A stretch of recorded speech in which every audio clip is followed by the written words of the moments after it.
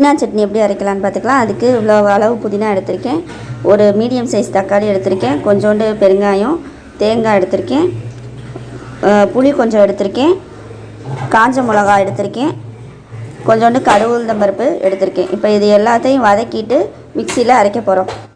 இப்போ சட்டியில் ஒரு ஸ்பூன் எண்ணெய் ஊற்றிருக்கேன், அதில் எடுத்து வச்ச பெருங்காயத்தை போடணும். இப்போ தேங்காய், பச்சை மிளகா, புளி எல்லாத்தையும் போட்டு நல்லா வதக்குறோம்.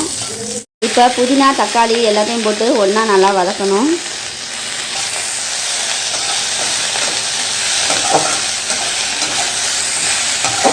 இப்போ ஒரு ஸ்பூன் எண்ணெய் ஊற்றி கடுகு உளுந்தம் பருப்பை போட்டு கொஞ்சம் நல்லா இதை வறுத்து எடுத்துக்கிடணும்.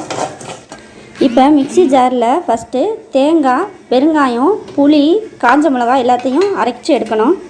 அதுக்கப்புறம் தான் நம்ம தக்காளி புதினாவையும் வதக்கின புதினாவையும் போட்டு அரைக்கணும். இப்போ நம்ம வதக்கின புதினா, தக்காளி, தேங்காய் எல்லாத்தையும் போட்டு நல்லா அரைச்சிட்டோம். அவ்வளோதான், நம்ம புதினா சட்னி ரெடி ஆயிடுச்சு. இது தோசை, இட்லிக்கு ரொம்ப சூப்பராக இருக்கும்.